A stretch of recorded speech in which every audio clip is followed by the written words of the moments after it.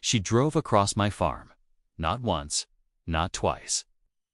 Every single morning, like clockwork, Victoria from the HOA board used my private farmland as her personal shortcut. And every time I tried to stop her, she smiled, waved, and kept on driving. So I did what any reasonable farmer would do. I grabbed a shovel. And by the time I was done, her luxury SUV was buried hood deep in the most satisfying trench you've ever seen. What you're about to hear is the story of how one woman's entitlement became my greatest victory. Stay until the end, because the HOA's response makes it even better. Welcome to HOA Drama Neighbor. This is justice, farm style. Let me paint you a picture. I own 32 acres of working farmland in a rural county that's been slowly swallowed by sprawling HOA development over the past decade. When they built the subdivision next door, the developers put a small road right along my eastern fence line. Convenient for them. Fine by me. I didn't ask for neighbors, but I didn't fight the road either. What I did not agree to, not in any document, not in any conversation, was being a drive-through. It started about 14 months ago. I noticed tire tracks cutting across the corner of my south field, the soft, muddy section near the old irrigation ditch. At first, I thought it was a delivery truck that missed the turn. No big deal.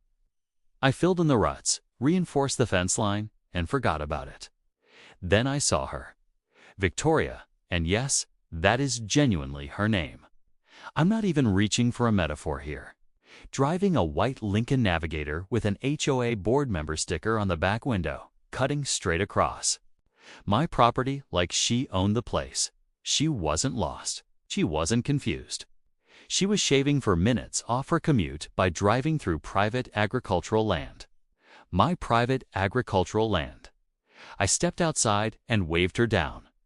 She rolled her window down exactly 2 inches and informed me, and I want you to feel the full weight of this, that because her HOA managed the community and her taxes, contributed to county road maintenance, she had, and I'm quoting here, an implied easement of access across my property. I stood there in my muddy boots, staring at this woman, wondering what law school she graduated from in her imagination. I told her politely to please use the actual road. She smiled like I'd said something charming and drove away. Over the next 3 weeks, I tried everything the nice way. I put up a no trespassing sign at the corner of the field. She drove around it. I called the HOA's main line and left a message explaining the situation. Nobody called back. I sent a certified letter to the HOA board. Victoria is on the board, remembering outlining the damage being done to my field and politely requesting it stop immediately. I got a letter back. It was 2 paragraphs long. The first paragraph thanked me for my communication. The second paragraph explained that the HOA board had reviewed the matter and determined that the area in question may constitute a historically traveled path, and that further review was needed before any official determination could be made. In other words, we're doing nothing, and we've written it down very formally. I called a local attorney. She confirmed what I already knew.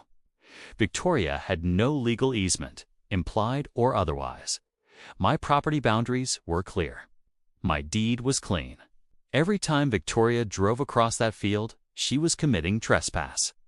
I could pursue civil remedies, my attorney said, but that would take months and cost money. And in the meantime, Victoria would keep driving across my field. Or, my attorney said, with a slight pause, I could simply make it physically impossible for her to continue. That pause changed everything. I want to be completely clear about something before I tell you what happened next. One researched this. I called my attorney again and asked specific questions. I'm a landowner on my own private agricultural property. I have the legal right to dig, grade, ditch, berm, fence, and otherwise modify my own land as I see fit, provided it doesn't redirect water onto neighboring properties or violate any utility easements. I had the map. I checked the easements. I called 811 to mark the lines. Everything was above board. I rented a trenching machine on a Tuesday. the kind that cuts a clean channel about 18 inches wide and 2 feet deep. I'd used one before for drainage work, so I knew exactly what I was doing. I planned a trench that ran parallel to the path Victoria had been using, not in the middle of it, but right across it, perpendicular about 30 feet from where the tire tracks enter my property, far enough that you'd have a full head of speed before you saw it. Close enough that there was no going around it without driving into a very wet, very deep section of irrigation ditch on the other side. I spent most of Tuesday afternoon digging. It wasn't a dramatic ditch. It wasn't some kind of booby trap. It was a drainage trench, functional, legitimate, something I'd been meaning to dig for 2 years to manage runoff from the north field. I was simply doing it now. The timing was a coincidence. A beautiful, legally defensible coincidence. I finished just before sunset. I set one small orange construction flag at each end of the trench visible from the road, clearly marking a work zone. I went inside, made dinner, slept soundly, and woke up Wednesday morning with the patience of a man who knew exactly what was coming. 7:14 a.m. I was on my porch with a cup of coffee, not waiting, just having coffee outside, enjoying the morning air on my own property. I heard the navigator before I saw it. The engine? The crunch of dry grass under oversized tires, the particular sound of someone cutting a corner they have no right to cut. Victoria came around the east fence line at the same moderate speed she always used, just fast enough to feel efficient, just slow enough to feel casual about her trespassing. And then the front wheels of a $60,000 Lincoln Navigator dropped into my drainage trench. The sound was extraordinary, not a crash, more of a lurch, a scraping, and then the very undignified whir of rear tires spinning in the soft dirt as the undercarriage settled onto the edge of the trench. The Navigator was not going anywhere. The front axle was buried. The vehicle was tilted forward at an angle that I can only describe as philosophically humbling. Victoria got out. She looked at the trench. She looked at her car. She looked at me on my porch. I raised my coffee mug. Victoria called a tow truck. It took 2 hours and an additional flatbed because the first truck couldn't get the right angle without also driving across my field, something I politely declined to allow. I stood by and watched. I offered water. I was a gracious host. Then came the part that I genuinely could not have scripted better. Myself, Victoria filed a complaint with the HOA against me. She claimed I had created a dangerous hazard and an intentional obstruction on what she described as a community access route. The HOA sent me another letter. This one was more serious in tone. It mentioned potential community review and board discussion. I responded with a 3-page letter of my own, prepared with my attorney's help. It included my property deed, my survey map, a copy of the certified letter I'd sent 3 weeks earlier, photographs of Victoria's tire tracks crossing my field, the 811 utility clearance I'd obtained. Before digging, and a simple, factual statement. The trench is a licensed drainage improvement on private agricultural property marked with construction flags in compliance with local ordinance. If the HOA wished to pursue the matter further, my attorney's contact information was included at the bottom. The HOA did not pursue the matter further. Victoria has not driven across my field since. I know. This because I installed a trail camera pointing at that corner of the south field. Not to be vindictive, but because I'm a farmer and farmers document things.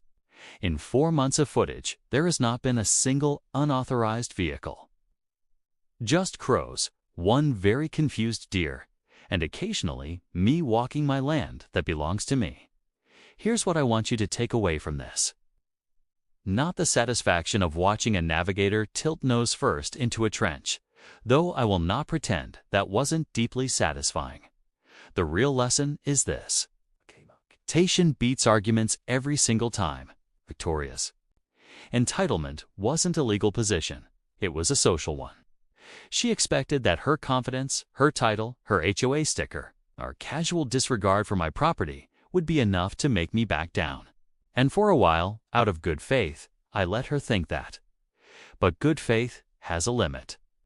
And the limit is when someone looks you in the eye, or, in this case, drives past you at 7 in the morning without making eye contact and decides that your property rights are less important than their commute.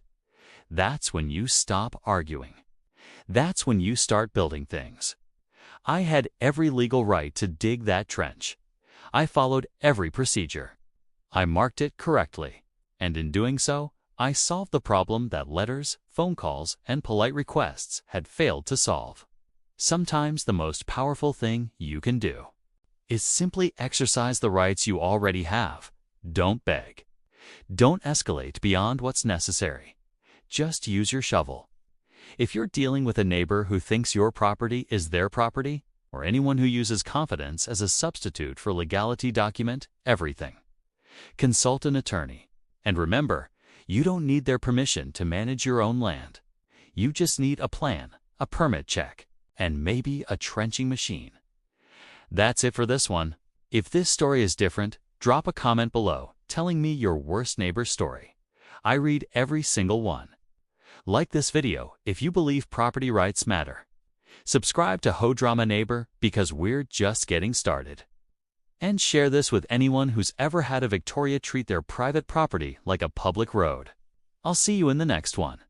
Subscribe to HOA Drama Neighbor for more.